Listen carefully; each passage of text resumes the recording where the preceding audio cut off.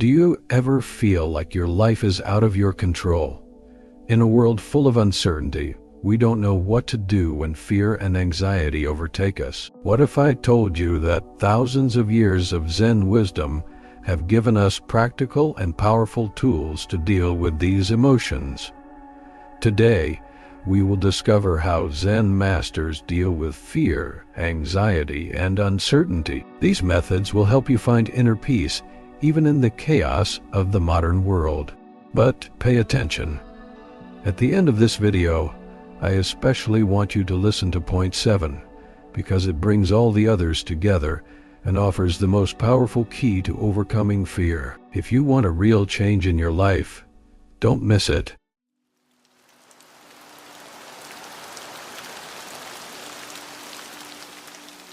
Section 1. The nature of fear and uncertainty. What Zen teaches. Fear and uncertainty are universal human experiences, but Zen offers a unique perspective on how to understand and overcome them. According to Zen teachings, fear is not an external force that attacks us. It's a product of our own minds. It arises when we dwell on the past or worry about the future, pulling us away from the present moment, the only place where life truly exists. Zen masters often say, fear is the mind's attempt to control the uncontrollable. When we try to predict or prevent what might happen, we create mental chaos. But Zen teaches us that the present moment is always safe, and by anchoring ourselves in it, we can dissolve fear. Zen also emphasizes that fear is rooted in attachment. We fear losing what we have, our relationships, our possessions, our identities, or not getting what we want. This attachment creates a cycle of anxiety and resistance. However, Zen reminds us that everything in life is impermanent. By accepting this truth, we can begin to release our grip on the things we cling to and find peace in the midst of uncertainty. The practice of mindfulness, being fully present in each moment, helps us observe our fears without judgment. When we see fear as just a thought, not a reality, it loses its power over us. Practical tip: the next time you feel fear or uncertainty, pause and take a deep breath. Ask yourself, what is happening right now? Often, you'll realize that the present moment is safe, and your fear is just a projection of the mind. This simple shift in perspective can bring immediate relief. Additionally, try journaling about your fears. Writing them down helps you see them more objectively and reduces their emotional intensity. Section 2. Embracing impermanence. The Zen concept of Mujo. One of the most profound teachings in Zen is the concept of Mujo, or impermanence. This principle states that everything in life is temporary. Our emotions, our circumstances, our relationships, and even our own lives. While this might sound unsettling at first, Zen teaches us that embracing impermanence is the key to finding peace. When we accept that change is the only constant, we stop resisting it and start flowing with life. Fear and uncertainty often stem from our desire for stability and control. We want things to stay the same, but life has other plans. Zen masters use the metaphor of a river. You can't step into the same river twice. The water is always flowing, just as life is always changing. When we cling to what's familiar, we create suffering. But when we let go and embrace the flow, we find freedom. Zen teaches us to see impermanence not as a threat, but as a natural and beautiful part of existence. The changing seasons, the blooming and withering of flowers, the rising and setting of the sun, all of these are reminders of life's transient nature. By aligning ourselves with this truth, we can release our fear of the unknown and find joy in the present moment. Impermanence also teaches us to appreciate what we have while we have it, knowing that nothing lasts forever. Practical tip: practice reflecting on impermanence daily. For example, watch the sunset and remind yourself that this moment will never come again. By appreciating the fleeting nature of life, you'll learn to cherish each moment and let go of fear. Another exercise is to declutter your physical space. Letting go of material possessions you no longer need can help you internalize the concept of impermanence and reduce attachment. Section 3. The power of presence. Living in the now. Zen teaches that the present moment is the only reality. The past is gone, and the future is not yet here. When we live fully in the now, fear and uncertainty lose their power. This is because fear is always tied to what might happen, not what is happening. By anchoring ourselves in the present, we break free from the cycle of worry. Mindfulness is the practice of being fully present, and it's a cornerstone of Zen. Whether you're eating, walking, or simply breathing, you can bring your full attention to the activity. This might sound simple, but it's incredibly powerful. When you're fully present, there's no room for fear. You're too busy experiencing life as it unfolds. Zen masters often use the metaphor of a mirror to explain presence. A mirror reflects whatever is in front of it without holding on to the image. Similarly, when we practice mindfulness, we observe our thoughts and emotions without getting caught up in them. This allows us to respond to life with clarity and calmness, rather than reacting out of fear or anxiety. The practice of presence also helps us appreciate the small, ordinary moments that we often overlook. A cup of tea, the sound of birds chirping, the feeling of the sun on your skin. These are all opportunities to connect with the present moment and find peace. Practical tip: try the 5-4-3-2-1 grounding technique. Notice 5 things you can see, 4 things you can touch, 3 things you can hear, 2 things you can hear, 2 things you can smell, and 1 thing you can taste. This exercise brings you back to the present moment and calms the mind. Another practice is to set aside a few minutes each day for mindful breathing. Sit quietly, close your eyes, and focus on the sensation of your breath entering and leaving your body. If your mind wanders, gently bring it back to your breath. Over time, this practice will help you stay present, even in challenging situations. Section 4. Letting go of control. The art of surrender. One of the most profound teachings in Zen is the art of letting go of control. In our modern world, we often feel the need to micromanage every aspect of our lives, our careers, relationships, health, and even our emotions. We believe that if we can just plan enough, work hard enough, or worry enough, we can prevent bad things from happening. But Zen teaches us that this need for control is an illusion.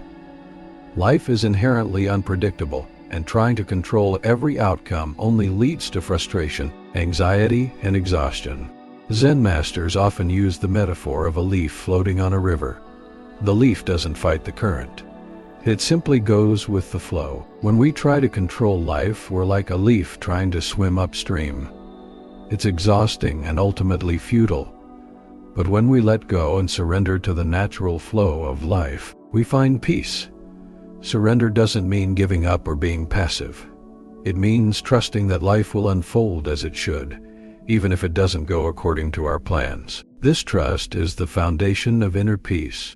The fear of uncertainty often stems from our desire to control the future. We want guarantees that we'll be successful, that our relationships will last, that we'll stay healthy. But Zen reminds us that there are no guarantees in life. The only thing we can control is how we respond to what happens. By letting go of the need to control external circumstances, we free ourselves from the constant stress of trying to manage the unmanageable. Instead, we learn to focus on what we can control: our thoughts, actions, and attitudes. Practical tip: identify one area of your life where you're trying to control the outcome. It could be a relationship, a work project, or even your own health. Practice letting go by saying, "I trust that things will work out as they should. I trust that things will work out as they should." This small act of surrender can bring immense relief. Another exercise is to write down your worries and then burn or tear up the paper as a symbolic act of releasing control. Over time, these practices will help you cultivate a mindset of trust and surrender. Section 5. Turning fear into awareness. The role of mindfulness. Fear is a natural human emotion, but Zen teaches us that it doesn't have to control us. Instead of running from fear or trying to suppress it, Zen encourages us to face it head-on with mindfulness. Mindfulness is the practice of observing our thoughts and emotions without judgment. When we approach fear with mindfulness, we can transform it into awareness. This means seeing fear for what it truly is, a passing mental event, not a permanent reality. Zen masters often say, fear is just a thought. Thoughts come and go, but they don't define us. When we observe our fears without getting caught up in them, they lose their power. This is why mindfulness is such a powerful tool for dealing with fear and uncertainty. It allows us to create a space between ourselves and our emotions, giving us the clarity to respond rather than react. For example, instead of panicking when fear arises, we can pause, take a deep breath, and ask ourselves, what is this fear trying to tell me? Often, fear is a signal that we're facing something important or unfamiliar. By approaching it with curiosity rather than resistance, we can learn from it and grow. Mindfulness also helps us recognize that fear is not as solid as it seems. When we shine the light of awareness on our fears, we often discover that they're based on assumptions, not facts.